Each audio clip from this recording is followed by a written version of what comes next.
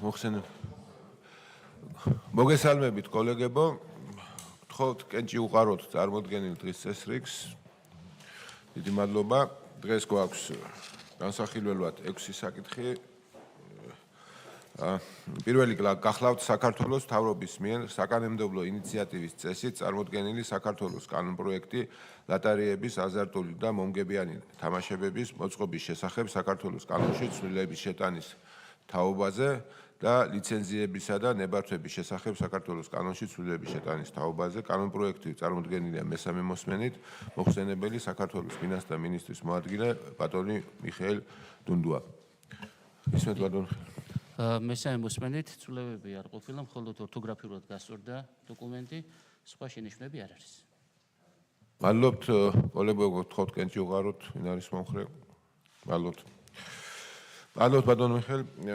გადავიდეთ შემდეგ საკითხზე. ეს გახლავთ საქართველოს პარლამენტის წევრების მიერ საკანონმდებლო ინიციატივის წესით წარმოდგენილი საქართველოს კანონპროექტი მაუწყებლობის შესახებ საქართველოს კანონში ცვლილების შეტანის თაობაზე და გამომდინარე კანონპროექტები.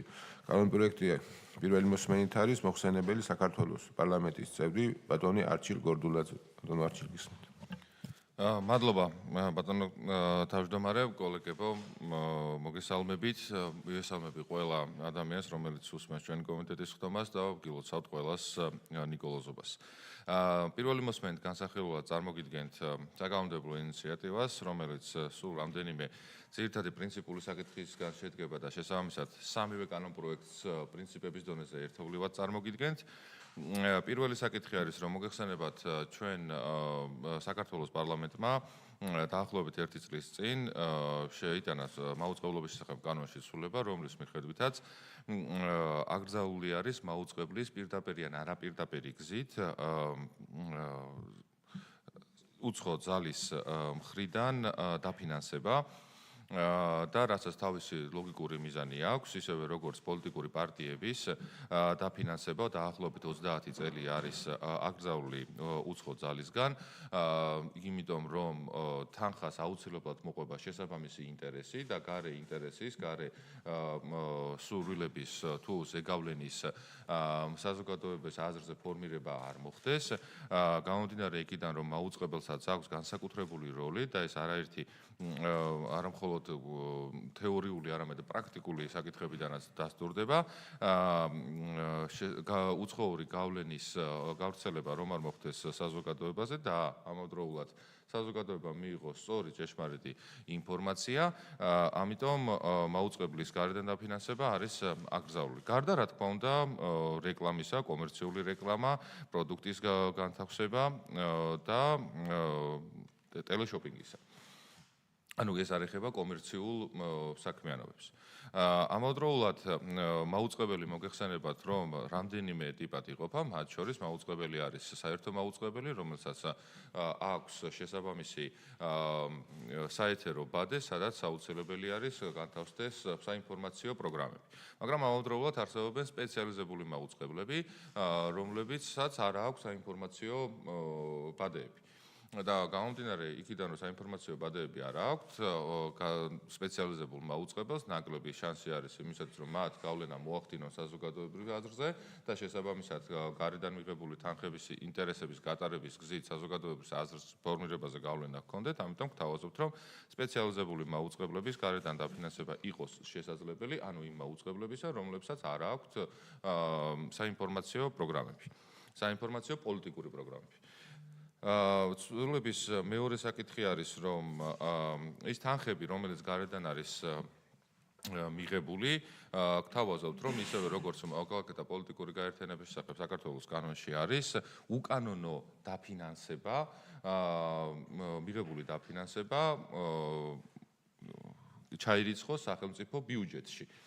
როგორც პოლიტიკურ პარტიების შემთხვევაში არის გავიხსენოთ პრაქტიკულ გამოწვევასაც, მაგალითად, ერთ-ერთი მაუწყებელი, გულისხმობა ფორმულა ამ შემთხვევაში დადასტურებული ფაქტია, გადაწყვეტილება არსებობს ამ საკითხთან დაკავშირებით 2026 წლის იანვარში, უпростоრად 2025 წელს მან დაფინანსება მიიღო ერთ-ერთი პოლიტიკური პარტიისგან, ეს არის ნაციონალური მოძრაობა, დაახლოებით 9 მილიონი ლარის ოდენობით და შესაბამისად მას პასუხისმგებლობა დაეკისრა კომუნიკაციების კომისიის მხრიდან, ეს არის პირველ ჯერზე გაფრთხილება, მაგრამ ეს თანხა, ანუ უკანონო დაფინანსება ისევ და ისევ დარჩა ფორმულაში. არადა პოლიტიკური პარტიის მიერ მაუწყებლის დაფინანსება, ეს წელს მიღებული ცვლილება არ არის, ეს არაერთი წელია არის აკრძალული, შეიძლება რამდენიმე ათეულიც კი.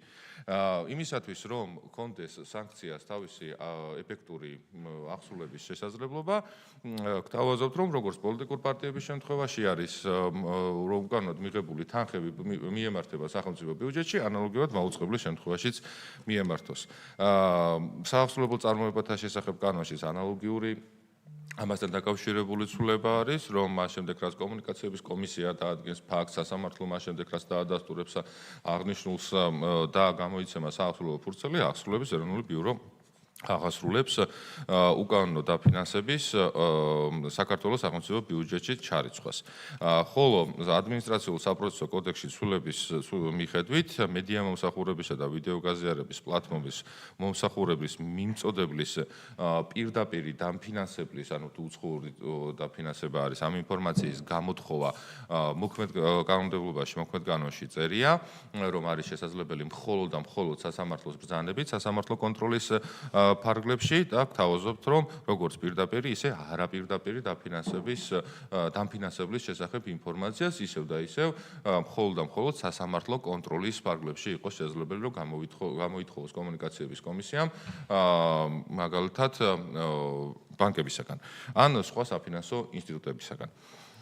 ეს არის ის ძირითადი ცვლილებები, რაც წარმოდგენილია ინიციატივით ზათვარ კითხვებისათვის. ება კითხვები თუ გაქვთ, გთხოვთ.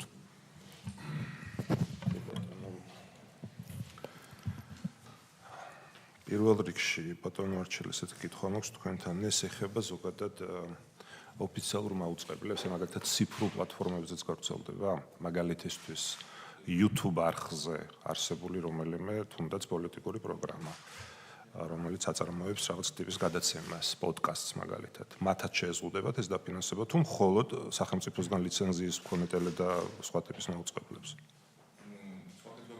არ ბარემ ხო ეს ამაზე რომ epasxot და შემდეგ. მაუწყებლობის შესახებ კანონი წარმოდგენილი ინიციატივა პირიქით არის, არავის არაფერს არ უზღუდავს, პირიქით არის ეს ინიციატივა, რაც კონკრეტულად ახლა მოგახსენეთ, სულ რამდენიმე წუთის წინ, პირიქით არის იძლევა შესაძლებლობას, რომ სპეციალიზებულმა მაუწყებელმა, რომელსაც არ აქვს არც პოლიტიკური და არც საინფორმაციო პროგრამა, მან მიიღოს უცხოური დაფინანსება. მაგრამ ამავდროულად გასათვალისწინებელია, რომ არსებობს გრანტების შესახებ კანონი, სადაც პირდაპირ არის მითითებული, რომ იმ დაფინანსების მიზანი, რომელსაც ის დაფინანსება, რომლის მიზანი არის, რომ საზოგადოებაზე ზეგავლენა მოახდინოს, ის აუცილებელია, რომ შეთანხმდეს საქართველოს მთავრობასთან და საქართველოს მთავრობა სახელმწიფო ინტერესებიდან გამომდინარე, თუ ჩათვლის, რომ არ აქვს მას გავლენა სახელმწიფო ინტერესზე სხვადასხვა კუთხით, აუცილებლად გასცემს ასეთი თანხმობას, ასეთ დაფინანსებას. რაც შეეხება უბრალოდ ზოგადად მაგალითად სოციალურ ქსელებს, სოციალურ ქსელებზე საერთოდ მაუწყებლობის შესახებ კანონი არ ვრცელდება, გარდა იმ შემთხვევისა, თუ მაგალითად ეს არის კონკრეტული მედიის, ანუ მაუწყებლის, რომელსაც მაუწყებლის შესაბამისი ოფიციალური არხი არის და მისი სოციალური ქსელია. როგორც მაგალითად სიძულვილის ენა უკვე წლებია აკრძალულია მაუწყებლისათვის, ასევე აკრძალული არის მის სოციალურ ქსელშიც სიძულვილის ენის გავრცელება. ზუსტად იგივე მოცემულობა არის ამ შემთხვევაში. ახალი ამ კუთხით არაფერი რეგულირება არ შემოდის. პირიქით არის. ექნება შესაძლებლობის გაჩენა და არა თქვათ რაიმე კუთხით შეზღუდვა. შეზღუდვას რაც შეეხება თავისი ლეგიტიმური მიზანი აქვს, როგორც მოგახსენეთ, რომელიც ერთი წელია უკვე მოქმედებს, რომ თუ პოლიტიკურ პარტიას, ანუ რომელსაც პირდაპირ აქვს ორგანული კანონით არის განსაზღვრული, რომ პოლიტიკური პარტიის ერთ-ერთი მთავარი მიზანი არის საზოგადოებრივი აზრის ფორმირება და პოლიტიკურ პარტიას აქვს აკრძალული გარედან დაფინანსება 30 წელია, რომელსაც მაგალითად ახლა გრძელავს დიდი ბრიტანეთი. სულ ერთი თვის ამბავია, აღნიშნული ინიციატივის შესახებ გაჟღერდა, ჩვენ უკვე 30 წელი აკრძალული გვაქვს, როგორც სხვა ძალიან ბევრ ქვეყანას. რასაც თავისი, რა თქმა უნდა, კიდევ ლეგიტიმური საფუძველი აქვს, რომ უცხოეთიდან შემოსულ თანხას აუცილებლად მოყვება შესაბამისი ინტერესი და იმ პირს ამ შემთხვევაში იურიდიულ პირს, რომელსაც მიზანიც არის საზოგადოებრივი აზრის ფორმირება მოახდინოს, მნიშვნელოვანია, რომ თანხას, როდესაც იღებს, უცხოური ინტერესიდან გამომდინარე საზოგადოებაზე კი არ მოახდინოს აზრის ფორმირება, არამედ საქართველოში ქართული სახსრებით და შესაბამისად ქართული ინტერესით ჩამოაყალიბოს საზოგადოებრივი აზრი, გაავრცელოს თავისი პოლიტიკური მიზნების შესახებ ინფორმაცია მიეწოდოს საზოგადოებას და აქედან გამომდინარე მოიპოვოს ხალხის მხარდაჭერა. ზუსტად იგივე არის, რომ მაუწყებელსაც აქვს გავლენა საზოგადოებრივი აზრის ფორმირებაზე და ამიტომაც რომ უცხოეთიდან არ შემოვიდეს ნებისმიერი ინტერესი, აქ არ არის საუბარი მხოლოდ დადებით, უარყოფით, ნეიტრალურ, ნებისმიერი ინტერესი არის. საზოგადოებას აქვს უფლება, მათ შორის კონსტიტუციური უფლება, რომ მან მიიღოს არა ინტერესის შესაბამისი ინფორმაცია, არამედ ფაქტი და ეს ფაქტის სიზუსტე კი დაახლოებით 19 წელია, რომ აქვს მაუწყებელს, რომ სწორად გაავრცელოს ინფორმაცია და იგივე საკითხი, რომ ჩვენ არ ვჯეროთ კიდევ ერთხელ რომ უცხოური ძალის პირდაპირ ძალის მხრიდან პირდაპირიან ირიბი და ფინანსების აკრძალვასთან დაკავშირებით პირიქით ჩვენ ვჯეროთ იმასთან დაკავშირებით რომ სპეციალიზებულ მაუწყებელს რომელსაც ნაკლები რისკი აქვს რომ გაავრცელოს მოხდინოს საზოგადოებრივი აზრის ფორმირება მათ მიიღონ უცხოეთიდან თანხები. ხო, მაგრამ ყველაზე მნიშვნელოვანზე ვჯერებთ. ეხლა სპორტული გადაცემა შეიძლება არ იყოს ისეთი პრიორიტეტული, როგორც საზოგადოებრივი პოლიტიკური. და საზოგადოებრივი პოლიტიკურს უგრძალავთ და თქვენ ამბობთ, უგრძალავთ საზოგადოებრივი პოლიტიკურს. არ გასაგებია, მაგრამ დაფინანსების მიღებას მაუწყებლებზე ვსაუბრობთ ამ შემთხვევაში. უკაცრავად საერთო მაუწყებელს უგრძალავთ. გააგრძალვა გამოდის ირიბად. არა, ნახეთ. კიდევ ერთხელ საზოგადოებისათვის რომ განმარტოთ, რომ აკრძალულია უკვე 1 წელია გრანტების კანონი. არა. მაუწყებლობის შესახებ კანონით. 66 პრიმა მოხდა ჩახედავთ ახლა. მათ შორის 1 წლის წინ თქვენ საგზანდებოდით, როდესაც განვიხილეთ კანონ პროექტი, რომელიც უკვე ძალაშია, რომ უცხოური დაფინანსება იმ მაუწყებელმა, რომელსაც აქვს საზოგადოებაზე გავლენა, არ უნდა მიიღოს, იმიტომ რომ არ უნდა გაატაროს უცხო ძალის ინტერესი. ბატონო. ისევე როგორც ეს არის მაგალითად ამერიკის შეერთებული შტატებში მოქმედი 1938 წლიდან კანონით ფარაში, სადაც პირდაპირ არის ვალდებულება, რომ მაუწყებელი, რომელიც უცხოეთიდან 20%-ზე მეტით ფინანსდება, იგი ვალდებულია, რომ თავისი მიღებული თანხები და შესაბამისად ხარჯების გაასაჯაროოთ. ანუ დაახლოებით რამდენი წელი გამოდის? ალბათ 80 წელზე მეტი, თუ მათემატიკა არ შემეშალა, დაახლოებით ამ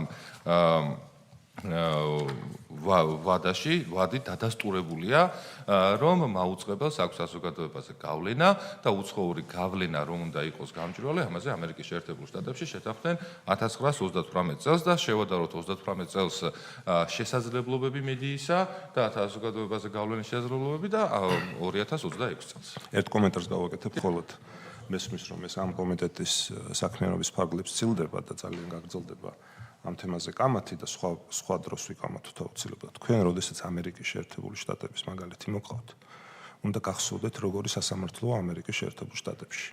და მთავარი პრობლემა სულ რომ იდეალური კანონები მიიღოთ, სანამ არ გვექნება თავისუფალი სასამართლო, სადაც მოქალაქე, კერძო პირი იქნება თუ იურიდიული სუბიექტი ამ შემთხვევაში მაუწყებელი, სამართალს იპოვის, იქამდე ყველა ეს კანონი იქნება ავტოკრატიული.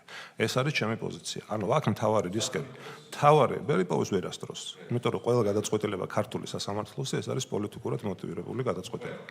ყველა რომელიც უკავშირდება პოლიტიკურ ინტერესს. სადაც საქმე გვაქვს ხელისუფლებასთან ინტერესების კონფლიქტს, აქ ყველა გადაწყვეტილება არის მოტივირებული პოლიტიკურად. ნებისმიერი გადაწყვეტილება ყველა პოლიტიკოსების მიმართ და ადამიანების მიმართ. ხაბეშოს არ გულისხმობ, მაგრამ გიორგი გახარიოს გულისხმობ, მაგალითად. ეხლა არ მინდა სახელები და გვარები. აუ ძალიან გთხოვთ. ხო და ამიტომ ვთქვი ეს ზუსტად. თემას და ამიტომ ეს კანონ პროექტი ზუსტადაც რომ იმიტომ არ იქნება ბატონო გიორგი, ძალიან გთხოვთ. უბრალოდ ვაყალიბებ ეს თემას. არ იქნება მხარდაჭერილი, რაც არ უნდა კეთილშობილური მიზნები ქონდეს. აქ დავის შემთხვევაში საქმე მიდის სასამართლომდე. სასამართლო დღეს არის თავიდან ბოლომდე ასე ვთქვათ, დაქვემდებარებული პარტიულ ვერტიკალს, ანუ თქვენს პარტიას და შესაბამისად სიმართლის პოვნის პერსპექტივა აქ არ არის. ამიტომ ყველა ასეთი ინიციატივა სამწუხაროდ ემსახურება დემოკრატიის შახშობას და განსხვავებული აზრის შახშობას. ამის თქმა მინდა და რა თქმა უნდა არც ერთი დემოკრატიული ძალა, რა თქმა უნდა და ჩვენ მათ შორის ამ კანონს ხარს არ დაუჭერს. თემატურად ყველაფერი არის მიმართული და აუცილებლად ავტორიტარიზმის გამყარების. მე ბატონ გიორგის ვთხოვე რომ სულ რამდენიმე წამის წინ რომ ერთი კონკრეტული მაგალითი მითხარით, სადაც პოლიტიკური გადაწყვეტილებები მიიღება სასამართლოშიო და მან ბრძანა რომ პოლიტიკოსებს გულისხმობ, რომელ პოლიტიკოსებს მიმართ გამოტანილ გადაწყვეტილებას გულისხმობ? საქართველოს მოქალაქეებს, რომლებიც ტროტუარზე დგომის გამო არიან დაჯერებული და ვერც ერთმა ვერ იპოვა სამართალი და ასეთი მაგალითი არის ასობით. თუ ათასობით არა. ნახეთ, ტყუილია. და ძალიან გთხოვთ რომ ამ ნაცრულ პროპაგანდაში წარმოაჩენთ რომ თქვენც კიდევ ერთხელ ჭდებით. ამიტომ გითხრებთ ხოლმე რომ ერთი და იგივე კლასტერის წარმომადგენლები ბრძანდებით. ნახეთ, თქვენ მითხარით რომ პოლიტიკოსებთან დაკავშირებით არის პოლიტიზირებული გადაწყვეტილებებიო.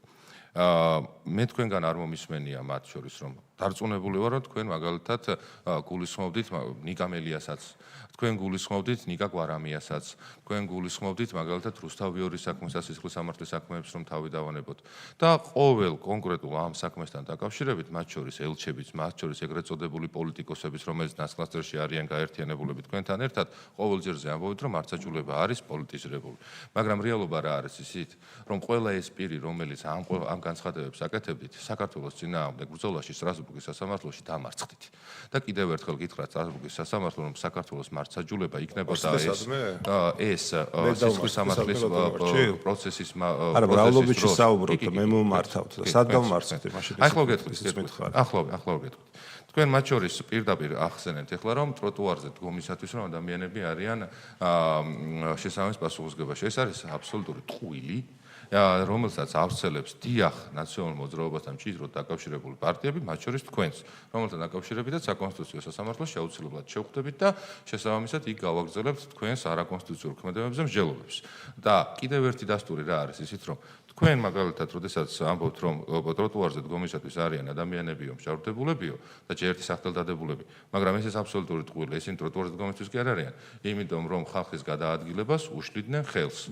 და ეს საქმეები არის მიმდინარე ზოგ შემთხვევაში დასრულებული და ყველას ურჩევდი რომ თუ არ მოგწონთ საქართველოს სასამართლო სისტემის მიერ მიღებული გადაწყვეტილებები გაასაჩივრეთ ისევე როგორც საიამ გაასაჩივრა ადამიანების მათ შორის სამართალდამცავი ორგანოების წარმომადგენლების საჯარო მოხელეების ლანძღვა გინება პირდაპირ ნიშნულობთ უშვერი სიტყვებით ლანძღვა რომ ეს გამოხატვის თავისუფლებად რომ მიიჩნია საიამ რომელსაც ერთ დროს ძალიან მაღალი რეპუტაცია ჰქონდა მაგრამ სამწუხაროდ ეხლა მისი რეპუტაცია კრიტიკას რო ვერ უძღებს საქართველოს წინააღმდეგ ბრძოლაში დამარცხდა იმიტომ რომ საქმესაც კი ასე ქვია ბატონო გიორგი ნახეთ მილაძე საქართველოს წინააღმდეგ სადაც სტრასბურგის სასამართლოს გადაწყვეტილებაში პირდაპირ მიგითებთ 73 პარაგრაფს სადაც ჩავით თეთრზე წაიკითხავთ რომ როგორც სამართალდამცავი ორგანოების დასაბუთება ასევე სასამართლო სისტემის მოსამართლეების დასაბუთება პირდაპირ შეესაბამება სტრასბურგის სასამართლოს გადაწყვეტილებებს პრაქტიკასაც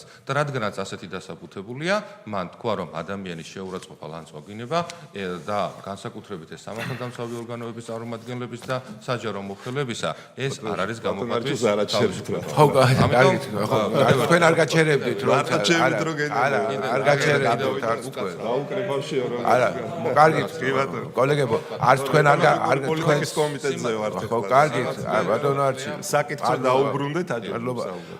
არც თქვენ არ გამიჩერები ხართ და ობიექტურები ვიყოთ. გთხოვთ თემატურად საკითხს დაუბრუნდეთ. კოლეგებო, თუ რამე კითხვები გააქვს, ისმენთ. მოგონ ძალიან მოკლედ. მოგესალმებით პირველ რიგში ყველას და თქვენ მოგმართავთ ახლა რაღაც რეპლიკა ბრძანეთ თქვენ რომ ყველა შეიძლება და სასამართლოდან მივიდეს დავაო და ამიტომ რაც უნდა კეთილშობილი მიზნებით იყოს განპირობებული ხელს ხარს არ დაუჭერთ ამ კანონსა და ნებისმიერი კანონი არეგულირებს რაღაც ზოგად წესებს და ქცევას. ნებისმიერი კანონიდან გამომდინარე შესაძლებელია საქმე მივიდეს სასამართლომდე და იმ ლოგიკით და იმ მიდგომით როგორც თქვენ ბრძანეთ მე არ მესმის უბრალოდ მაშინ განხილვაში რატო ღებულობს ზოგადად მონაწილეობას რომელიმე კანონის ანას რატო ეთანხმებით ანატო არ ეთანხმებით თუ ეს მიდგომა გაქვთ რომ რაც უნდა კეთილშობილური იყოს შესაძლებელია და არ ენდობით ჩვენ სასამართლოს მაშინ საერთოდ ვისთვის ესწრებით განხილვას და რატო შედიხართ ან განხილვაში ან კამათში ან ეს ვერ გავიგე და იმიტომ რომ ნებისმიერი კანონიდან გამომდინარე შესაძლებელია საქმე მივიდეს სასამართლომდე. დიახ. ასია, ხომ მე არ მეთქავს, მე სხვა რამე ვთქვი.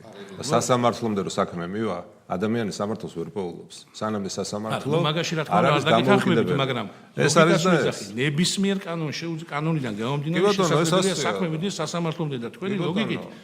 მაშინ რატო ესწრებით ამ განხილვებს და საერთოდ რატო უჭერთ რაღაცას ხარს, იმიტომ რომ ჩვენი წვლილი შევიტანოთ ამაში და ხალხს სიმართლე მივაწოდოთ. ასევე შეგეძლოთ ჩვენი წვლილი შეტანა ჩვენი როლი, კი ბატონო. კეთილშობილური მიზნების მქონე კანონშიც, რაც არის კეთილშობილური მიზნების კანონი, სადაც ვერ ხედავთ ჩვენ პოლიტიკურ მოტივაციას. ასეთ კანონებს ხარს უჭერთ. იცოდეთ ეს და ბევრი არის ასეთი შემთხვევა. კარგით, კოლეგებო, თემატურად კიდევ არის გვაქვს კითხვები?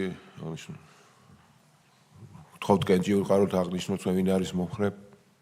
მადლობ, დიდი მადლობა ბატონო არჩილ. გადავიდეთ შემდეგ საკითხზე. ბატონო გიორგი, გთხოვთ შემდეგ საკითხს მე გამომაქვს და რომ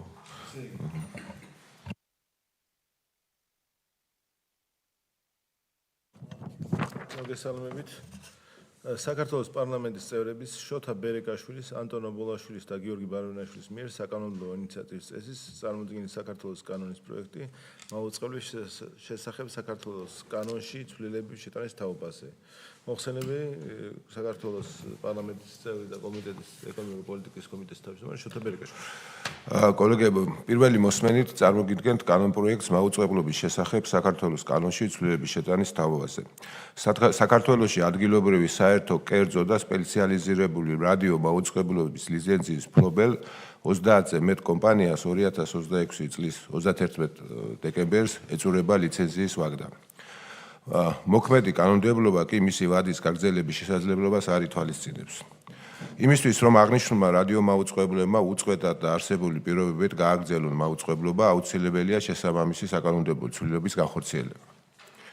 წარმოდგენილი ცვლილებით ლიცენზიის მოქმედების ვადა ერთჯერადად გაგრძელდება 2031 წლის 31 დეკემბრამდე. თუ ლიცენზიის ფლობელი შესაბამისი განცხადებით ვიმართავს კომისიას. ამასთან ვადის გაგრძელების შემთხვევაში ლიცენზიის ფლობელები გადაიხდიან სალიცენზიო მოსაკრებებს და სალიცენზიო გადასახადს. შედეგად უზრუნველყოფილი იქნება ქვეყნის მასშტაბით უწყვეტი რადიომაუწყებლობა, ინფორმაციის შეუფერხებელი ხელმისაწვდომობა და მედია პლურალიზმის დაცვა. გთხოვთ, რომ არის დაუჭიროთ აღნიშნულ კანონპროექტს. კითხვები? მინდა დავაფიქსირო რომ იმისათვის რომ თქვენ გესმოდეთ რომ როცა საჭიროა ჩვენ ხარს უჭერთ, ეხლა ამ კანონს ხარს უჭერთ. იმიტომ რომ მე კონკრეტულად მაქვს ასევე ინფორმაცია ამ მედიის მუშაობის შესახებ და ვიცი რა პრობლემასთან არის დაკავშირებული ზოგადად და ამ რადიო მაუწყებლობისთვის, არა, გასაგებია, გავიგე. და უნდა გასაჩერდეს. ანუ მე ვამბობ სხვანაირად, სხვა რამეს ვამბობ. რადიო მაუწყებლობისთვის და მედია პლურალიზმისთვის ეს არის კარგი ინიციატივა. და სასამართლოში რომ გასაჩერდეს ბატონო გიორგი. და რო გასაჩერდეს რა? წერან ხო თქვით, აი სულ რამდენიმე წუთი. პოლიტიკური мотиваცია თუ არ იქნება რა უნდა გასაჩერდეს? სულ რამდენიმე წუთი. პოლიტიკური мотиваციის გარეშე. შეიძლება კითხვა მაქვს ხარს უჭერთ. საკითხი განხილულია. აი ბატონო. კითხვა ძალიან მარტივი, რომ 2-3 წუთის წინ თქვენ ვზარეთ, რომ ყველა იმ საკითხო, რომელიც შესაძლებელი არის, რომ საზოგადოებისთვის მნიშვნელოვანი იყოსო და ხელშემწყობი იყოსო, მიუხედავად მაგისა არ დაუჭერთ ჩვენ მხარს, იმიტომ რომ საბოლოო ჯამში შეიძლება სასამართლოში მივიდესო და სასამართლოზე უარყოფითად ილაპარაკეთ, ძალიან რბილი შეფასებას გავაკეთეთ და მეც არა. მაგრამ აი ხო წარმოვიდგინოთ ასეთი შემთხვევა. თქვენ ხო ამ კანონ პროექტს ხომ ხარ დაუჭერეთ, რომლის მიხედვითაც რადიოებს ექნება შესაძლებლობა, რომ თავისი ლიცენზია გაიგრძელოს. რომლებიც ძალიან რთულ მდგომარეობაში არიან. აი ნახეთ ახლა შესაძლებელია, სრულად შესაძლებელია, რომ ინდივიდუალური აქტი, რომელსაც შემდეგ კომუნიკაციების კომისია გამოსცემს და გააგრძელებს რომელიმე კონკრეტული რადიოს მიმართ ლიცენზიას, ეს არის ადმინისტრაციული აქტი, რომელიც სასამართლოში საჩივრდება. აი ვინ რომ წაიღოს ახლა ეს სასამართლოში, ხო იმის და გაასაჩივროს, ხო სასამართლოში მოხდება. მაშინ ერთი კითხვა მაქვს.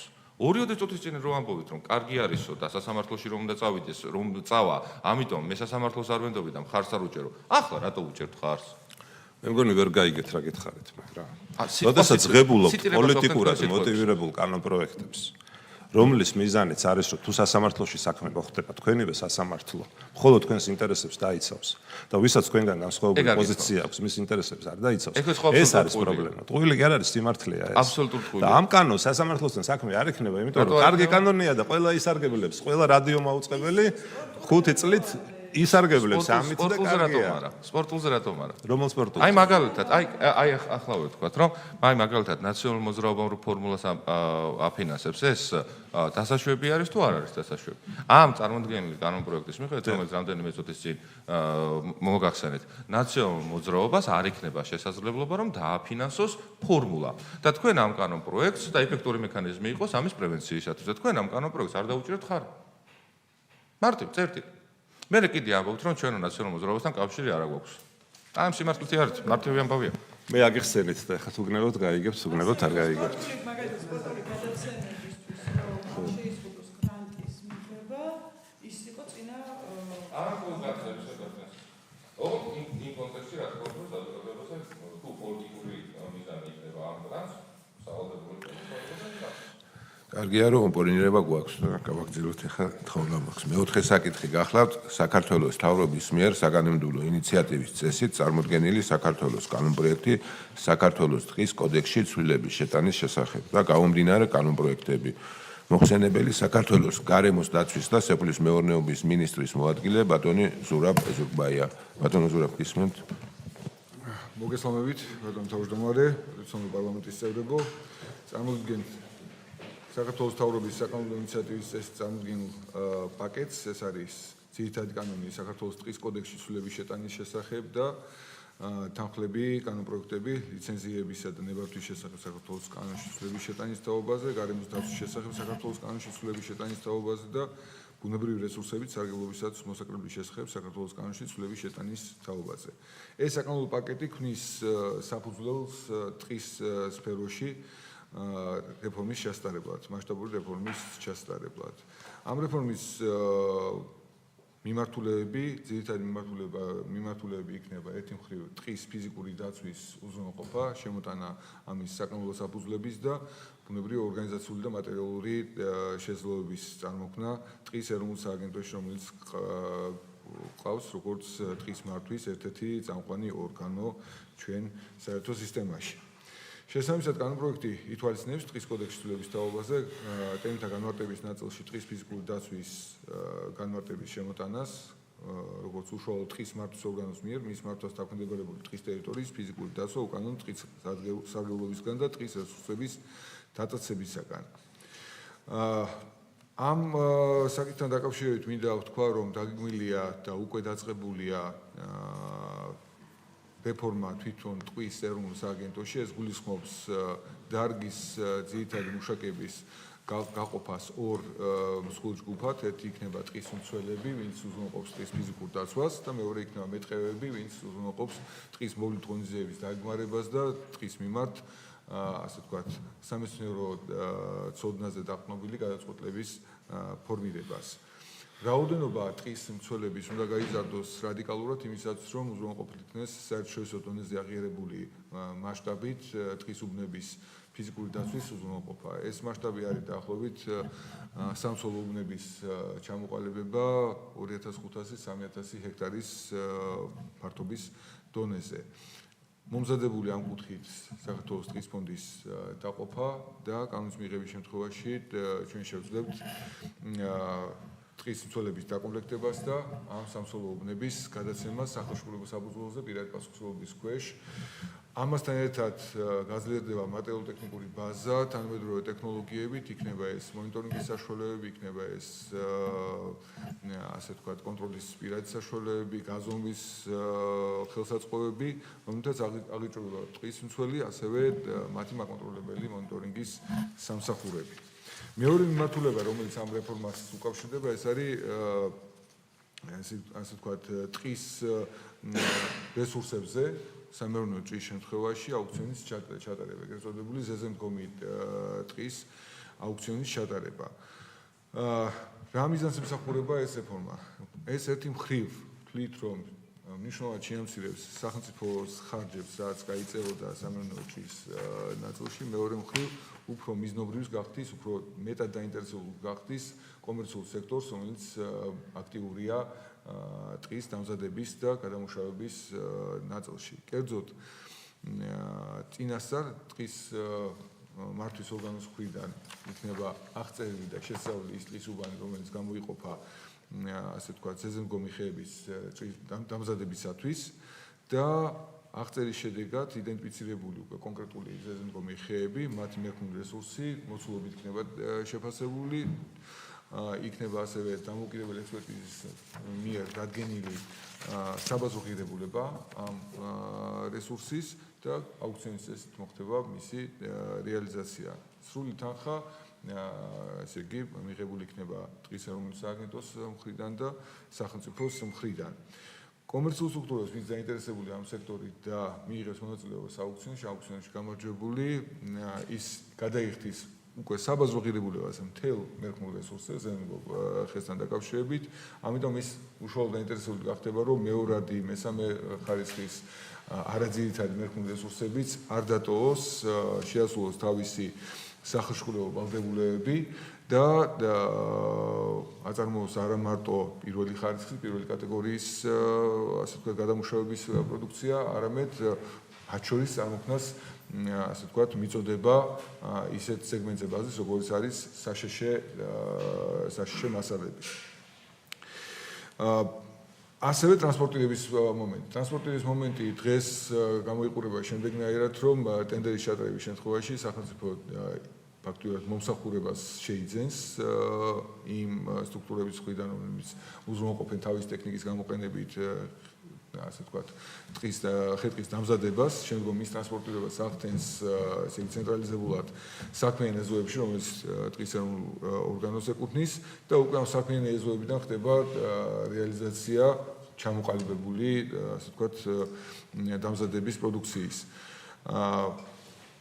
ზეზემდგომი ხის აუქციონის ჩატარების შემთხვევაში კომერციული სტრუქტურები, აუქციონში გამარჯვებული პირები შეძლებენ უშუალოდ დამზადების ადგილიდან ესე იგი მოახდინონ ტრანსპორტირება იმ ასე ვთქვათ, სამეურნეო ობიექტებზე, სადაც მოხდება გადამუშავება მათი დანიშნულების მიხედვით. ამიტომ ტრანსპორტირების მარშრუტებიც შემოკლდება და დროც იქნება შემცირებული. ამასთან ერთად კანონპროექტის ხაზგასმით აღნიშნავს, რომ აუქციონის შედეგად ურთიერთობები წარიმართება ხელშეკრულების საფუძველზე და კანონმდებლობის საფუძველზე, ხელშეკრულების არეალის ფარგლების უფრო გაფართოვდება და ის არ შემოიფარგლება მხოლოდ საქმიანობრივ ეზოდან პროდუქციის გატანით, არამედ ხელშეკრულების დონეზე ვალდებულებების დაკისრება შევძლებთ უკვე უშუალოდ ზეზემდგომი ხის დამზადების პროცესში, მისი ტრანსპორტირების პროცესში და ასე ვთქვათ, სხვა დაკავშირებული სერვისების უზრუნველყოფის ნაწილში.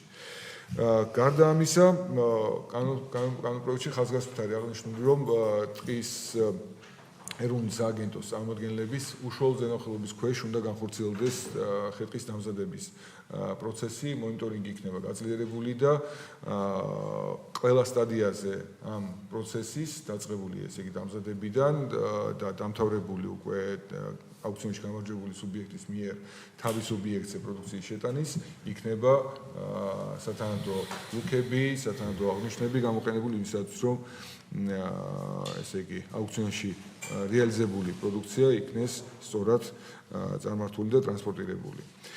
გარდა ამისა, კანონპროექტი არის გათვალისწინებული ცვლილებები, რომელიც შეეხება სპეციალურ ტყისარგებლობის სახეობებში სამეურნეო ჭრების და ელექტროკომუნიკაციების ინტერესებში ჭრების შეტანას, ბუნებრივი სამეურნეო ჭრების ქვეშ იგულისხმება ის ნაწილი სამეურნეო ჭრების, რომელიც მიზანშეწონილია, რომ კერძო აუქციონზე იქნეს გამოტანილი.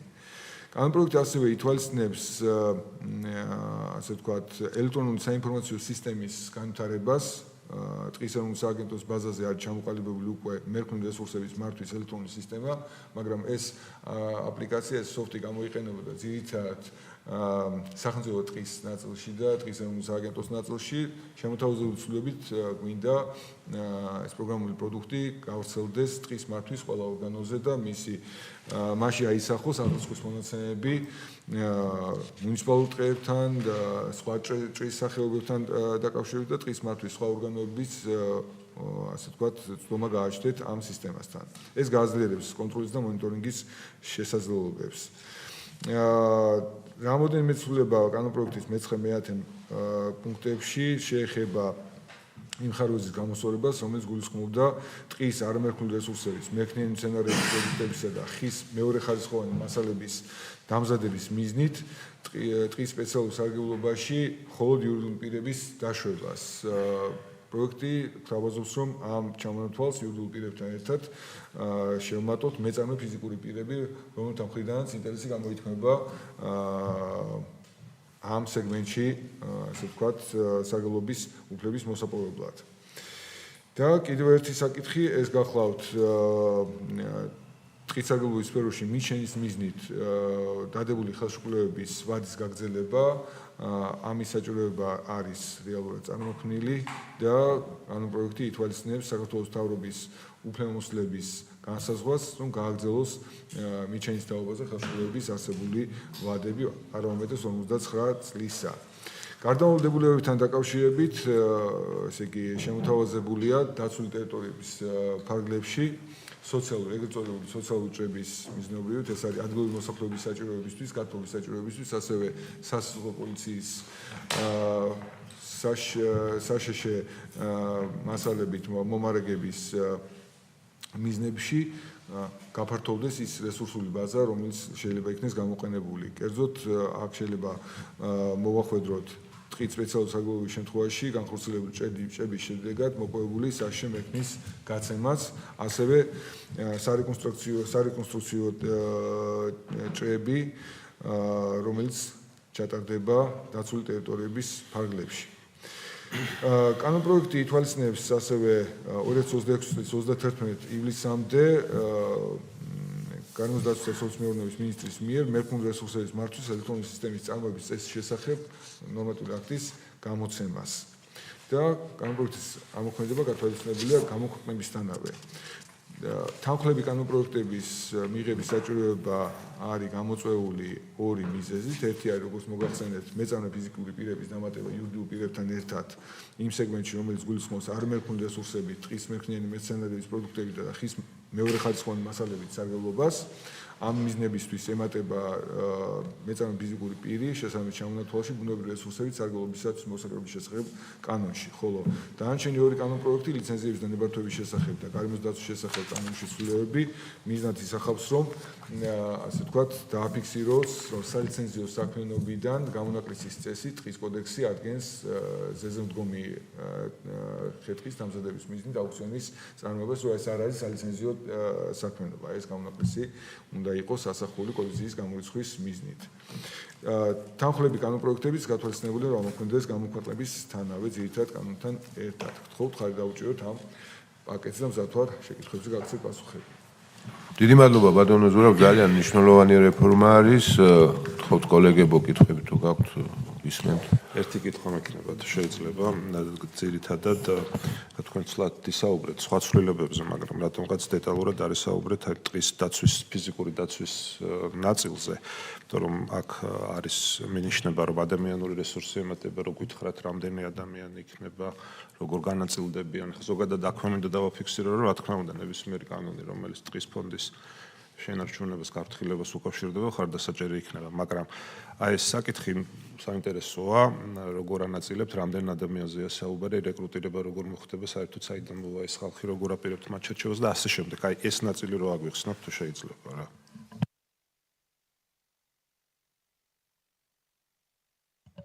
კი ბატონო, დიდი მადლობა შეკითხვისთვის, აბსოლუტურად საფუძვლიანი იყო, მე ძალიან ზოგადად შევეხე იმას, რომ ადამიანური რესურსის გაზრდა დაჭირდება მატერიალურ-ტექნიკური ბაზის ფორმირებასთან ერთად ტყის ეროვნულ სააგენტოს, გათვალისწინებულია დაახლოებით 500-მდე დამატებითი საშტატო და შტატგარეშე თანამშრომლების აყვანა, მათი შერჩევა და დაკომპლექტება ძირითადად მოხდება ადგილობრივ დონეზე.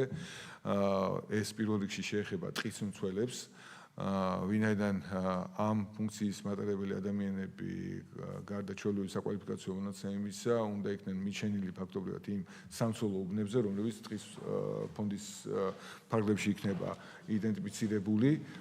მნიშვნელოვანია, რომ ისინი იცნობდნენ ადგილობრივ ასე ვთქვათ ლანდშაფტს, რელიეფს და რეალურად აიღონ თავის თავზე ის ვალდებულები, რაც ხელშეკრულებით დაფიქსირდება, როგორც უკვე ახსენე, ყველასთან თითოეულ მათგანთან თავის უბანზე პასუხისმგებლობაზე გაფორმდება ხელშეკრულება, რაც გულისხმობს იმას, რომ თითოეულმა ტყისცვალმა უნდა უყუროს თავის უბანზე სრული კონტროლის დამყარება. ეს ზომა სამსხვილო უბნის არის დაახლოებით საერთაშორისო სტანდარტით აღიარებული, ბუნებრივია რეგიონიდან რეგიონამდე ჩვენი რელიეფის გათვალისწინებით იქნება ასე ვთქვათ ცვალებადი და 2500-დან 3000 ჰექტარამდე. ყოველ შემთხვევაში დამხმარე ტექნიკური საშუალებების გამოყენებით ეს არის ფოტოხაფანგები, ეს არის უპილოტო საფრენი აპარატები, ეს არის GPS ტრეკერები, სხვა და სხვა. ამით ჩვენ შევძლებთ, რომ ხელი შევუწყოთ რეალური კონტროლის დამყარებას. ბატონო, მაგ ნაწილს მაინტერესებს, აი ხარჯების ნაწილში ეს ყველაფერი გათვალისწინებული გაქვთ. რასაკვირველია, ჩვენ ამ რეფორმისთვის მომზადებოდით 2025 წლიდან და დამუშავებულია როგორც გადანაწილება ტყისცველების და მეტყევეების დაახლოებით 100 ადამიანი იყვეყოლება საყვანი, რამოდენიმე ასე კი უბნის უფროსიც ან ხელმძღვანელი რანგის თანამშრომლიც იქნება გათვალისწინებული დამატებით საშტატო ერთეულების სახით. იქნება ჩატარებული გადამზადების კურსები, ამისთვის ჩვენ გამოვიყენებთ როგორც დონორთა მხარდაჭერის ღონისძიებებს, ასევე ჩვენი გარემოს დაცვის განათლების ცენტრს, რომელსაც აქვს ხანგრძლივი პრაქტიკა მსგავსი ხანმოკლე ტრენინგების ჩატარების და ბუნებრივია ამ სამსხვილო უბნების გადაცემა მოხდება ეტაპობრივად, არა ერთბაშად და მომენტალურად. თანხმობრივ ნაწილთან დაკავშირებით აღნიშნავ, რომ ეს რეფორმა საჭიროებს დაახლოებით 38 მილიონი ლარით დაფინანსებას. ეს თანხები იქნება გადანაწილებული ძირითადად პირველ 3 წელიწადზე, ეს არის 26, 27, 28 წლები. მიმდინარე წლისთვის ტყის ეროვნული სააგენტოს საკუთარი შემოსავლებში გააჩნია ფონდები, რომელიც მეშვეობითაც ჩვენ გვაგათვალისწინებენ ღონისძიების დაფინანსება. მომდევნო წლიდან 2027 წელს ჩვენ ფინანსის სამინისტროსთან შეთანხმებით უკვე ამ თანხების ინტეგრირებას მოვახდენთ სახელმწიფო ბიუჯეტის პროექტში და პარლამენტშიც იქნება ამის თაობაზე განხილვები. შესყიდვების კუთხით მატერიალურ-ტექნიკურ ბაზაზე, როგორც ვახსენე, ეს არის ფოტოხაფანგები, ეს არის პლანშეტები, ეს არის ესე იგი სპეციალური ტანსაცმელი, რომელიც იქნება დარიგებული, ეს არის რაციები, გვინდა შევქმნათ ის სისტემა, რომელიც შეძლებს არა მარტო ტყის ეროვნული სააგენტოს მასშტაბით დისტანციურ პოზიციონირებას, ერთი მხრივ კონტროლს ჩვენი თანამშრომლების, მათი გადაადგილების, მათი მხრიდან დაგეგმილი ღონისძიების გატარების და მეორე მხრივ განგაშის შემთხვევაში ან დარღვევის შემთხვევაში გარანტირებული კომუნიკაციის უზრუნველყოფას ისევ მეორე არ მარტო ეროვნული სატყეო სააგენტოს მეშვეობით, არამედ გვინდა რომ ეს დაინტეგრდეს გზდ-დან, გარემოს ზემოხეობის დეპარტამენტთან და დაცული ტერიტორიების ეროვნულ სააგენტოსთან. ამ უწყებებს აქვთ გადამკვეთი უფლებამოსილებლები და მათი ძალებით შეზღუდული რესურსის პარკლებში ვფიქრობთ, რომ შევძლებთ ურთიერთდახმარების ღონისძიების გატარებას.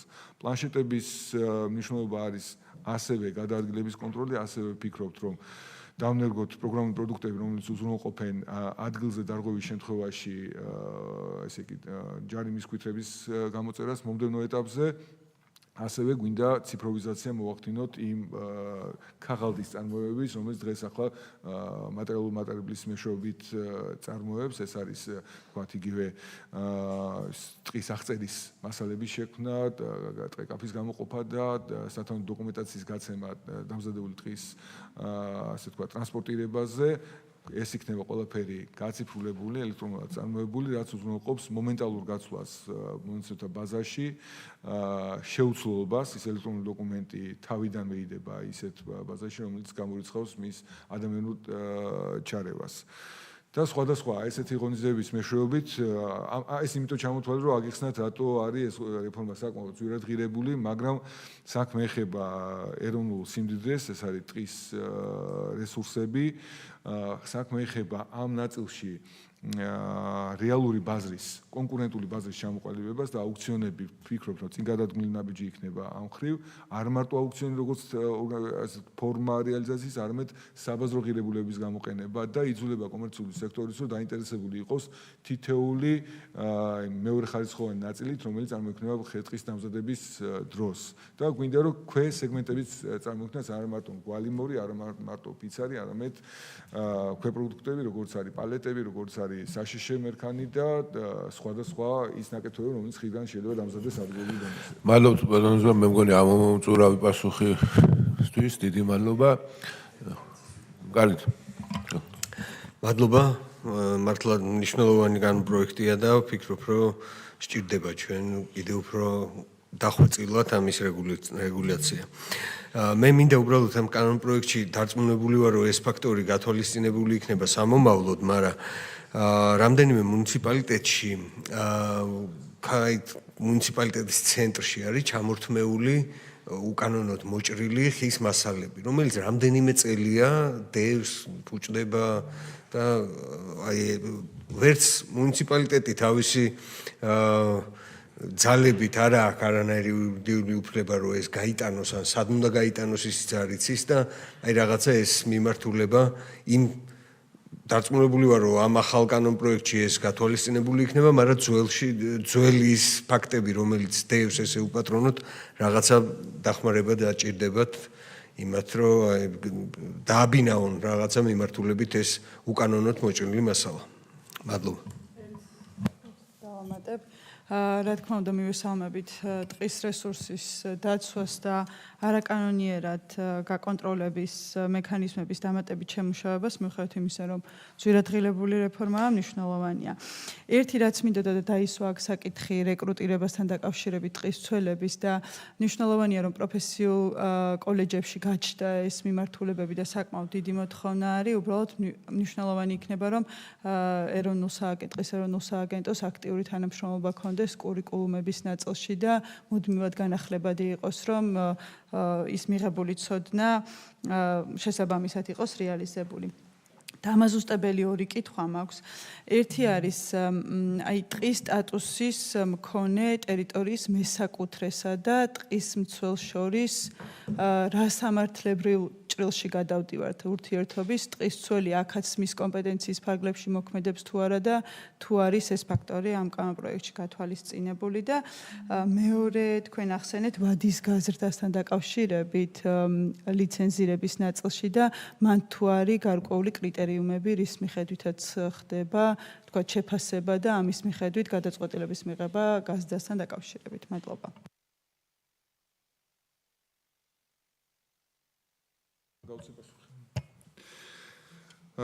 კი ბატონო, მოგახსენებთ, ესე იგი პირველი კითხვა რაც შეეხებოდა ამ მერქნული რესურსის და მრგვალი მორების დასაწყობებას და მათ სწრაფ რეალიზაციას, აბსოლუტურად სამართლიანია ეს საკითხი. ეს საკითხი იქნება სათანადო ყურადღების ქვეშ მოქცეული ტყის საგალობის წესის შესახებ კანონქვემდებარე ბაზაში შეტანილი ცვლილებებით, რასაც გამოიწვევს სავალდებულო წესით კანონპროექტის მიღება. არ მარტო მუნიციპალიტეტის მხრიდან თქვა დაგროვებული ეგეთი რესურსი, არამედ უშუალოდ ტყის ეროვნულ სააგენტოსაც დაუდგა ეს პრობლემა, რომ საქმიან ზოლში შეიძლება იყოს ზოგან შემორჩენილი გარკვეული მასალა, რომელიც ხიაცის ქვეშ არის, ეს იწვევს ლპობას, ეს იწვევს დაზიანებას და მისი ღირებულების დაკარგვას და საერთოდ ესე იგი ეს მერქნული რესურსი მხოლოდ ადგილს იკავებს და დატვირთვა ბაზისთვის დაკარგულია. ჩვენ ვფიქრობთ, რომ ერთი მხრივ საქმიანი ეზოების ასე ვთქვათ ფორმატი და მათი მოქმედების ფორმატი შეიცვლება რეფორმასთან ერთად, ვინაიდან აღარ იქნება ესე იგი მთლიანად მთელი დამზადებული ტყე სავალდებულოდ გადასატანის საქმიანი ეზოებში, ამიტომ ჩვენ შევძლებთ უფრო მეტად ბრუნვის უზრუნველყოფას და საქმიანი ეზოების ახალი დატვირთვით გამოყენებას. მეორე მხრივ კონტროლის ქვეშ აყვანა ამ რესურსების გეგმარებით სამუშაოების წარმოება მოგცემს ჩვენ საშუალებას, რომ ბაზის განვითარებასთან ერთად მოხდეს დროული რეალიზაცია და არ მოხდეს დაზიანება ამ ხე-ტყის და მუნიციპალიტეტებთან თანამშრომლობის კუთხით ისევე საქმიან ეზოში გამოჩნდება სივრცეები, რომელიც შეიძლება იქნეს გამოყენებული სოციალური ჭრების კუთხით თქვენ გემახსოვრებათ რომ ეს მუხლი, დროებითი მუხლი მოქმედებს წლის ბოლომდე 27 წლის 1 იანვრიდან ჩვენ ვაპირებთ ეტაპობრივად მაინც გადავიდეთ უკვე სოციალური ჭრების ინსტრუმენტების შემცირებისკენ, რაც უნდა ჩანაცვლდეს მუნიციპალიტეტთან და მჭიდრო თანამშრომლობით იმ კუთხით, რომ სოციალურ დაუცველ მოსახლეობას მოხდეს მიზნობრივად მიწოდება იმ საშეშე მექნის, რომელიც იქნება დამზადებული უკვე მოვლითი ღონისძიების დროს, სანიტარული ღონისძიების დროს საქმიან ეზოებში და აეწყობა ჯაჭვი ამ სახის თქვათ რესურსის სწორი მიზნობრივი გაცვლის მუნიციპალიტეტებთან და ვფიქრობთ ამ ურთიერთობის ფორმატში ჩვენ შევძლებთ თქვენს მიერ ნახსენები პრობლემის მოგვარებასაც. რასაკვირველია ძალიან მნიშვნელოვანი იყო ესე იგი კურუმკულუმებზე მუშაობა და თანამშრომლობა საგანმანათლებლო დაწესებულებებთან ხაზგასმით აღვნიშნავთ რომ ის დაახლოებით 100-მდე თანამშრომელი რომელიც იქნება მეტყევის სტატუსით ასაყვანი ეს არის ის ხალხი რომლებიც უნდა დარგობრივი ცოდნით იქნენ აღჭურვილი მომზადებულები და ჩვენი ახალგაზრდა სპეციალისტების დასაქმებისთვის იქნება ძალიან კარგი არეალი. ბუნებრივია მიზნობრიობა თუ რა სპეციალიზაციაზე უნდა იყოს გამოხვილებული ყურადღება ცოდნის ასეგმენტებზე, რა ინსტრუმენტების, რა თანამედროვე ტექნოლოგიების გამოყენებაზე უნდა იყოს მომზადებული ეს ახალგაზრდა სპეციალისტი, ამ კუთხით მნიშვნელოვანია თანამშრომლობა დარგობრივი მართვის ორგანოსა და საგანმანათლებლო დაწესებულებების შორის და ამ კუთხითაც ჩვენი აქტივობა გაიზრდება. მესაკუთრესა და ტყის მცველს შორის ურთიერთობა თუ სწორად გავიგე შეკითხვა, ანუ აქ ტყის მცველის ფუნქცია არის ბუნებრივია სამცველო უბნის შემოვლა, მისი მუდმივი მონიტორინგი, ასევე რეალიზებული ხე-ტყის შემთხვევაში უკვე ზეზე მდგომი ხე-ტყის დამზადების შემთხვევაში მესაკუთრე არის მისი მფლობელი ტრანსპორტირების დროს ტყის მცველი უზრუნველყოფს როგორც დამზადების დროს ახალშობილებო ვალდებულებების შესრულებას და იმის კონტროლს რომ ზუსტად ის ხეები რომელიც აუქციონზე არის გაყიდული მხოლოდ ის ხეები იქნეს დამზადებული და მეორე მხრივ ტრანსპორტირების დროს როგორც უკვე ვახსენე ეს არის მკაცრი დაცვის დოკუმენტაცია რომელიც თან დაახდეს სატრანსპორტო საშუალებას ასევე მისი გადაადგილების ასე ვთქვათ მარშრუტებიც იქნება წინასწარ განსაზღვრული აი ამ ფორმატში იქნება ტყის მცველთან ურთიერთობა მონიტორინგის ნაწილში დარღვევების აღმოჩენის შემთხვევაში ტყის ფიზიკური დაცვა გულისხმობს ტყის მცველის უშუალო ჩარევას პროცესში აღბეჭდას ადმინისტრაციული სამართალდარღვევის ოფისმეჩნივრებას და მასალების ასე ვთქვათ შეგროვებას დაფიქსირებას რომელიც გამოყენებული იქნება პასუხისმგებლობის სხვადასხვა დონისთვის. და ვადების გაზრდასთან დაკავშირებით ჩვენ საუბრობთ აქ მიჩენაზე, არა უბრალოდ ლიცენზია, ეს ძალიან სპეციფიური ფორმა, ძირითადად გამოიყენება ეკლესიებისთვის, ანუ ფაქტობრივად მარტო ეკლესიებისთვის არის ეს მიჩენის ხელშეკრულებები დღესდღეობით შენარჩუნებული, მათ გაზრდის ვადა და აუცილებელი ვადის გაგრძელება ბუნებრივად გამოყენებული იქნება ის ფორმატი, რაც დაკავშირებულია ეკლესიის მიერ ამ სპეციფიურ სარგებლობასთან. ბატონო ზურაბ, გთხოვთ კოლეგებო, კენჭი უყაროთ აღნიშნულ კანონპროექტს. ბატონო გიორგი, თქვენ მადლობთ. გადავიდეთ შემდეგ საკითხზე, ეს გახლავთ საქართველოს მთავრობის მიერ საკანონმდებლო ინიციატივის წესით წარმოდგენილი საქართველოს კანონპროექტი წყლის რესურსების მართვის შესახებ საქართველოს კანონში ცვლილების შეტანის თაობაზე და გამომდინარე კანონპროექტები მოხსენებელი საქართველოს გარემოს დაცვისა და სოფლის მეურნეობის მინისტრის მოადგილე ბატონი ზურაბ ეზოგბაია. ისმენთ ბატონო ზურაბ. მოგახსენებთ წარმოგიდგენთ საკანონმდებლო პაკეტს, რომელიც შემადგენლობაში არის წყლის რესურსების მართვის შესახებ საქართველოს კანონში ცვლილების შეტანის თაობაზე კანონპროექტი. ეს არის ძირითადი კანონპროექტი და არის მთელი პაკეტი ცვლილების სხვა კანონებში, რომელიც გამომდინარეობს ამ ძირითადი კანონიდან. ახლა მოგახსენებთ მის ზობრიობას. მოგეხსენებათ, რომ წყლის რესურსების მართვის შესახებ კანონი, ეს არის ახალი კანონი, რომელიც მიღებული იქნა და მის სასამოქმედებლად იყო გათვალისწინებული რამოდენიმე ეტაპი, მათ შორის ერთ-ერთი მთავარი, ასე ვთქვათ, სანიშნე იყო 2026 წლის 1 სექტემბერი. 1 სექტემბრამდე უნდა მოსწრებულიყო კანონქვემდებარე აქტების გამოცემაც გარკვეულ ნაწილში და სათანადო მომზადების ღონისძიების გატარებაც. ამ ხრივ სამწუხაროდ, ესე იგი, უშუალოდ ჩვენი დარგობრივი სამსახურების კომპეტენციას დაჭირდა აუცილებლად შევსება დონორების მხრიდან, ჩვენი საერთაშორისო პარტნიორების მხრიდან მხარდაჭერა. ეს შეეხება იმ უნიკალურ უნივერსალურ ცოდნას, მასალებს, რომელიც აუცილებელია წყლის რესურსების თანამედროვე მართვის მეთოდების დასანერგად.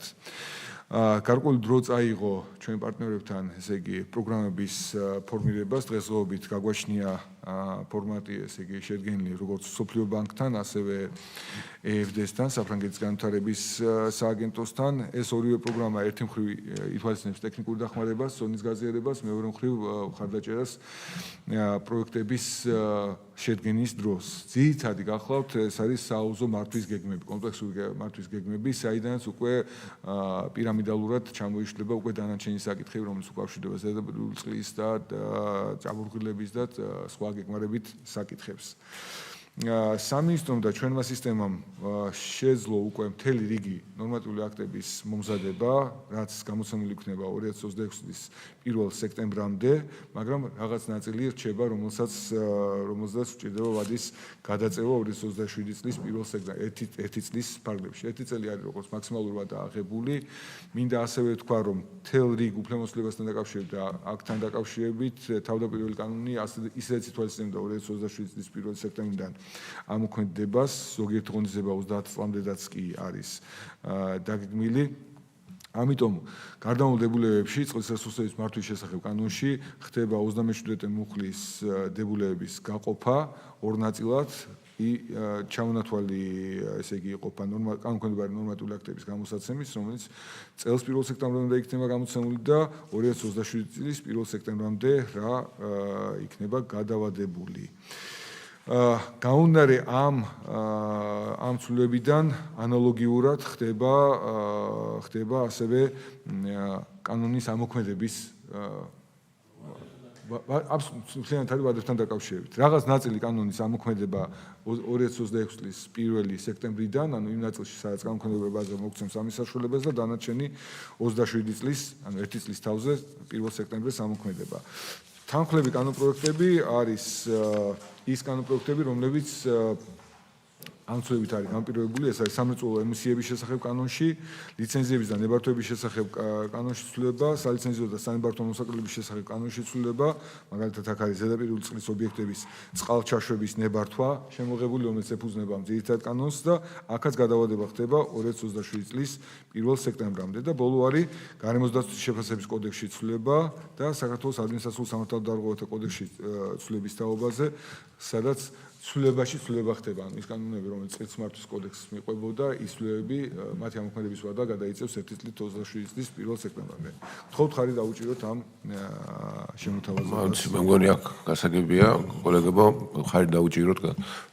მადლობა და მეექვსე საკითხი გახლავთ საქართველოს მთავრობის მიერ საკანონმდებლო ინიციატივის წესით წარმოდგენილი საქართველოს კანონპროექტი საქართველოს ადმინისტრაციულ სამართალდაღვრევათა კოდექსში ცვლილების შეტანის შესახებ და გამომდინარე კანონპროექტები გადმოხსენებელი საქართველოს გარემოს დაცვისა და სოფლის მეურნეობის მინისტრის მოადგილე ბატონი ზურაბ ეზუგბაია. ისმენთ ბატონ ზურაბ, თან დაკავშირებით გთხოვთ მოგვახსენოთ. აქ არის მთელი პაკეტი არის კონცენტრირებული ადმინისტრაციულ სამართალდარღვევათა კოდექსში ცვლილების შეტანაზე. ეს ამ პროექტის მთავარი ლაიტმოტივი გახლავთ ჩვენ სისტემაში, გარემოს დაცვის და სოფლის მეურნეობის სამინისტროს სისტემაში მოქმედი გარემოს ზემოხელობის დეპარტამენტის პრაქტიკაში გამოვლენილი ნაკლოვანებები, ხარვეზები, რაც განპირობებულია კანონმდებლობის არასრულყოფილებით, იგულისხმება როგორც დისპოზიციები, ანუ ადმინისტრაციულ სამართალდარღვევების აღწერა, ასევე სანქციების ნაწილი და სანქციების შეფარდება და ბოლომდე აღსრულებამდე მიყვანა. ეს არის ძირითადი ჩარჩო. ამ კუთხით, ესე იგი, ხდება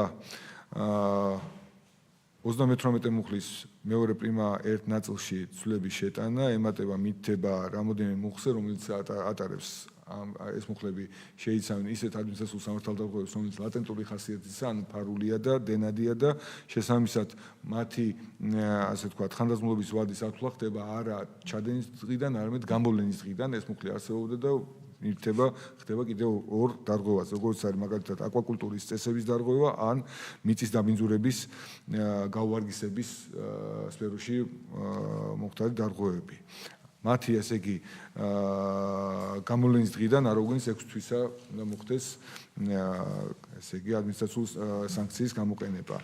79 პრიმა მუხლია ამოღებული იქნება, ვინაიდან ეს არის მოძველებული ნორმა, ის ჩაანაცვლა უკვე ახალმა გარემოს დაცვითა შეფასების კოდექსმა, აქ ძველ ნორმაში იყო ლაპარაკი საქმიანობის გარემოზე ზემოქმედების ნებართვის გარეშე, ანუ გეზეშეს ნებართვის გარეშე. დღესდღეობით გარემოს დაცვითი შეფასების კოდექსი ითვალისწინებს გარემოს დაცვითი გადაწყვეტილების ინსტიტუტის შემოღებას და ეს ინსტიტუტი უკვე ასახულია სხვა მუხლებში და ამიტომ ეს ნორმა არის ზედმეტი. ცალკედ ემატება ახალი დისპოზიცია, ეს არის გარემოს დაცვითი გადაწყვეტილების მისაღებად მიმართვის ვალდებულების შეუსრულებლობა, სხვა ტიპის დარღვევები, რომელიც გარემოს დაცვითი გადაწყვეტილების პირობების შეუსრულებას შეეხება, უკვე ამ მუხლში არის ასახული და ამ შემთხვევაში სანქცია არის გათვალისწინებული გაფრთხილების სახით. განმეორების შემთხვევაში კი 5000 ლარის ოდენობით ადმინისტრაციული სამართალდარღვევისთვის იქნება ჯარიმა გამოყენებული. 79 პრიმა 7 მუხლი ფაქტობრივად იგივე შინაარსით რჩება დისპოზიციების ნაწილი, უბრალოდ დაშორიშორება ხდება ცალკეულ ნაწილებში სკრინინგის პროცედურისადმი დაქვემდებარებული საქმიანობის სკრინინგის გადაწყვეტილების გარეშე განხორციელება და მეორე ტიპის დარღვევა, რომელიც უფრო მძიმეა, ეს არის გეზეშეს დაქვემდებარებული საქმიანობის გარემოს დაცვითი შეფასების კოდექსით გათვალისწინებული გარემოს დაცვითი გადაწყვეტილების გარეშე განხორციელების შემთხვევას შეეხება. ეს ორი ნაწილი იქნება ცალსაკე ჩამოყალიბებული და შესაბამისად სანქციების აგებაც ხდება მსუბუქიდან უფრო მძიმისაკენ. კერძოდ ესე იგი მეოთხე ნაწილში, სადაც ჩვენ ვლაპარაკობთ სკრინინგის გადაწყვეტილების გარეშე განხორციელებაზე, რომელიც განმეორებით ხდება, აქ 14000 ლარიანი ჯარიმა იყო, რომელიც მოიმატეს 20000 ლარზე, ხოლო მეხუთე ნაწილზე, სადაც არის გარემოს დაცვითი გადაწყვეტილების გარეშე განხორციელებული ესე იგი დარღვევა, აქ საუბარია 25000-დან 30000 ლარამდე ჯარიმაზე, იყო 7000-დან 10000 ლარამდე ჯარიმა. ანალოგიურად ჯარიმები იზრდება გარემოს დაცვითი შეფასების კოდექსით გათვალისწინებული ექსპლუატაციის პირობების ცვლილებისთან დაკავშირებულ დარღვევებზე, აქაც 7000-დან 10000 ლარამდე იყო სანქცია და იზრდება 25000-დან 30000 ლარამდე. ხოლო განმეორების შემთხვევაში, თუ ესე იგი ეს ექსპლუატაციის პირობის ცვლილებასთან დაკავშირებული დარღვევა განმეორებით იქნება ჩადენილი, 50000 ლარამდე იწევს ჯარიმა, ნაცვლად 14000 ლარისა. ასევე ემატება ახალი მუხლი 82 პრიმა 9 მუხლი, რომელიც არის გამოწვეული მთავრობის დადგენილების მიღებით სურსათთან შეხებისთვის განკუთვნილი პლასმასისგან დამზადებული გარკვეული პროდუქციის წარმოების იმპორტის და ბაზარზე განთავსების აკრძალვის შესახებ მოთხოვნების დარღვევასთან და აქ ესე იგი პირველ შემთხვევაში 1000 ლარიანი ჯარიმა იქნება გამოყენებული, ხოლო განმეორების შემთხვევაში 2000 ლარიანი ჯარიმა.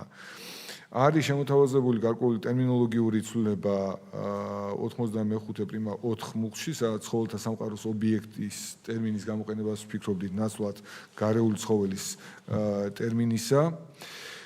ემატება ასევე აკვაკულტურის საქმიანობის წესების დარღვევის მუხლს მეხუთე ნაწილი, რომელიც ითვალისწინებს აკვაკულტურის ნებართვის პირობების შესრულების შესახებ ანგარიშის დადგენილი წესით და ბადაში წარუდგენლობას, სადაც გამოიწვევს დაჯანიმებას 500 ლარის ოდენობით. ამის შემდგომ არის მთელი რიგი მუხლებისა, სადაც ჩვენ ვცდილობთ, ესე იგი, ადმინისტრაციულ სამართალდარღვევათა კოდექსის იმ მუხლებში, სადაც არის ჩამონათვალი განჯადობის მიხედვით, თუ რა მუხლები არის სასამართლოს განჯადი და რა მუხლებზე შეიძლება, ესე იგი, უშუალოდ გეზედეს მხრიდან მოხდეს ჯარიმის შეფარდება, აი ამ მუხლებზე ესე იგი მითეები გაიმიჯნება ერთმანეთს, ისახავთ მიზნად, რომ ეტაპობრივად რამოდენიმე მუხლში ესე იგი მომხდარიყო ამოღება სასამართლოს განჯადობიდან, ან სასამართლოს შემსუბუქება ამ ნაწილში და გეზედეს მხრიდან ტვირთის აღება, რომ შესაბამის დარღვევებზე გეზედეს მხრიდან მომხდარიყო ჯარიმის გამოწერა. გარდა ამისა, ემატება ანალოგიურად მუხლების ჩამონათვალი იმ ნაწილში, სადაც საქმე გვაქვს ადმინისტრაციულ სამართალდარღვევებზე, რომელზედაც ადგილზე ხდება ოქმის შედგენა და სამართალდარღვევი ეთანხმება ამ ოქმს, ანუ შედარებით უფრო მარტივად არის საქმე და ადმინისტრაციულ გამოკვლევას არ საჭიროებს ეს სამართალდარღვევა. ამ შემთხვევაშიც გეზდ უფლებამოსილია, რომ ადგილზე გამოწეროს უკვე საჯარო მოქვითარი და შემდგომ გასაჩივრება მოხდება უკვე სასამართლოში. ამ ტიპის ცვლილებები არის შემოთავაზებული, გარდა ამისა, საჯარიმო ქვითრის ციფროვიზაციასთან დაკავშირებით ეს საკითხი არის შეტანილი 299 პრიმა მერვე პუნქტში, მუხლში, სადაც საჯარიმო ქვითრის ინტეგრირება ხდება უკვე არსებულ სანქციის შეფარდების და ახსულების პროცედურაში.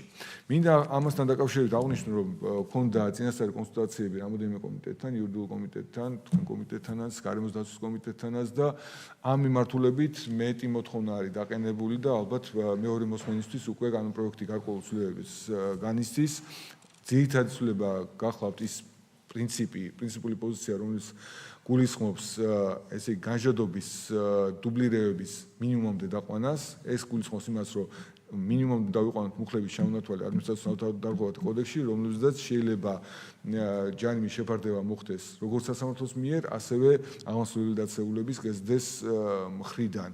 ამას დავაშორიშორებთ და მაქსიმალურად განსაზღვრავთ თუ რომ ერთი სტრუქტურა იყოს ჯარიმის შემფარდებელი და მეორე ეს არის ზეპირი მოსმენების მუხლი.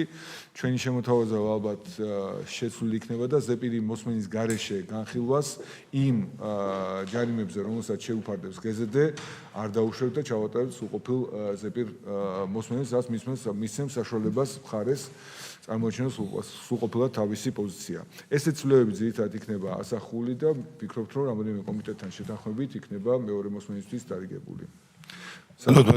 კოლეგებო, კითხვები თუ გაქვთ აღნიშნულ კანონპროექტთან დაკავშირებით? ესეც ძალიან მნიშვნელოვანი კანონპროექტია, ისეთი საკითხია, რომელიც საზოგადოებას ძალიან აწუხებს, ამდენი დანაგვიანება ტყის, ქუჩის თუ ნებისმიერი იმ ადგილის. თქვენ აღნიშნეთ, რომ გარემოს დაცვის ინსტიტუტი შეიქმნება. აი ტყის მცველების რაოდენობაზე რომ საუბრობდით, ეს დამოუკიდებლად არის თუ ერთი რაოდენობის ხალხზეა საუბარი და ტრეინინგი ერთად უნდა გაიარონ და ეს მიმართულება და რამდენად ტყის მცველებს ეკნებათ ის იმ ჯარიმების გამოწერის უფლება, რომელიც შეეხება გარემოს დანაგვიანებას. და როგორ იქნება ეს ერთმანეთთან კავშირში, ეს ერთი სტრუქტურა იქნება თუ ცალ-ცალკე იქნება, ოღონდ ერთი და იგივე ფაქტიურად დატვირთვით. მადლობა. კი ბატონო, და აქ რა რაოდენობის ხალხზეა საუბარი დასაქმების, ესეც თუ გაქვთ რამე გაკეთებული შაბლონად, აი გარემოს დაცვის ინსტიტუტის ფარგლებში. მადლობა. კი ბატონო. მოგახსენებთ, ესე იგი პირველ რიგში რასაკვირველია ეს ერთმანეთთან დაკავშირებულია, ანუ გეზდ შექმნილი მოქმედი სტრუქტურა, რომელიც თანმიმდევრულად ვითარდება როგორც ტექნოლოგიურ მხრივ, ასევე უფლებამოსილების ნაწილში. ეს კანონპროექტი, ეს პაკეტი ძირითადად ემსახურება გეზდ-ს მხრიდან ადმინისტრაციულ სამართალდარღვევებთა გამოვლენას და სანქცირებას. ბუნებრივია გეზდ-ს უფლებამოსილების განვითარება, მით უფრო აი მეორე ეტაპზე, როდესაც ჩვენ ვლაპარაკობთ, რომ ზეპირი მოსმენების ესე იგი შემოტანა უფრო ფართო მასშტაბით, ასევე მუხლების დამატება, განჟადობის კუთხით მეტი პასუხისმგებლობის აღება გეზდ-ს მხრიდან, რომ უშუალო ჯარიმების დადება გეზდ-ს მხრიდან მოხდეს, ეს განაპირობებს დამატებითი საშტატო ერთეულებით დაკომპლექტებას ამ სტრუქტურის, როგორც ინსპექტორების ქვედანაყოფების, ასევე ცენტრალური აპარატის, სადაც საჩუქრების განხილვა და იურიდიული ბლოკი იმუშავებს. აქ არის ლაპარაკი რამოდენიმე ათეულ ადამიანზე სულ მცირე, ზუსტი რაოდენობის განსაზღვრა ამ ეტაპზე მიჭირს, მაგრამ რაც არის გარდა ამ კანონპროექტზე ისედაც რეფორმით გათვალისწინებული გეზდ-ს ნაწილში, ეს გულისხმობს სულ მცირე 10-11 ახალი განყოფილების ჩამოყალიბებას გეზდ-ს რეგიონულ ტერიტორიულ განყოფილებებზე ლაპარაკი, იმ სუბრეგიონებში, რომლებიც ტერიტორია დაშორებულია ან ლანდშაფტის რელიეფის გამო, ასე ვთქვათ, მუნიციპალიტეტის ცენტრებიდან ან რეგიონალური ცენტრებიდან მათზე კონტროლის განხორციელება დროს მოითხოვს და დაგვიანება ამ შემთხვევაში ნეგატიურად აისახება დარღვევის გამოვლენის მხრივ და დარღვევაზე დროული რეაგირების კუთხით. ამ მხრივ მთელი საქართველოს მასშტაბით დაახლოებით 11 განყოფილება უნდა ჩამოყალიბდეს, აღიჭურვოს და დაკომპლექტდეს ახალი კადრებით. რაც შეეხება ტყის ცველებთან მიმართებაში, ტყის ეროვნულ სააგენტოს გააჩნია თავისი მუხლი ოქმის გამოწერის უფლებამოსილება, დარღვევებზე, კონკრეტულ სამართალდარღვევებზე რეაგირება. ეს არის როგორც ტყის რესურსის დამზადებასთან, უკანონო ტყის სარგებლობასთან დაკავშირებული უშუალო დარგობრივი მუხლები, ასევე ტყის მასივის ფარგლებში სხვა დარღვევებიც, მათ შორის ნიადაგის გადაბინძურება და სახანძრო უსაფრთხოების ნორმების დარღვევა და სხვა და სხვა. ამ მხრივ ჩვენ კოდექსში ცვლილებები ახლა არ გვჭირდება, უბრალოდ ტყის ცვლილები ბუნებრივია, აღიჭურებიან ამ უფლებამოსილებით და შეეძლოთ ამის განხორციელება. რაც მე ახლა დამატებით გამოჩნდა, რომ მე თქვა, პაკეტში არის შესული 3 კანონპროექტი ადმინისტრაციულ სამართალდარღვევათა კოდექსში წინა პერიოდში შეტანილი ცვლილებების. ეს ცვლილებები არის განპირობებული იმ მუხლებით, სადაც უკვე შეტანილია ცვლილებები და ამოქმედება მომდევნო ეტაპზე. ამ მუხლებშიც უნდა აისახოს შესაბამისი მითითებები, მისაც რომ ამოქმედების შემთხვევაში არ გადაფარონ დღეს მიღებული ძირითადი კანონპროექტის დატვირთვა. ანუ ამ კანონპროექტის მხარდაჭერა უზრუნველყოფს გარემოს დაცვაზე, ასევე მთელ რიგ სხვა დარღვევებზე უფრო სწრაფ, ქმედით, ეფექტურ რეაგირებას, ასევე მოგცემს საშუალებას, რომ მეტად ეფექტურად აღვასრულოთ санкციების ნაწილი და საჯარიმო ქვითარი ციფროვიზაცია მოვახდინოთ, იყოს ელექტრონული ქვითარი, მოხდეს მისი გამოქვეყნება და გამოქვეყნებიდან 21 დღეს ჩაბარებულად ჩათვლა, იმ შემთხვევაში თუ მანამდე ორჯერ ორდინალური წესით ამ ქვითრის ჩაბარება ვერ მოხდა.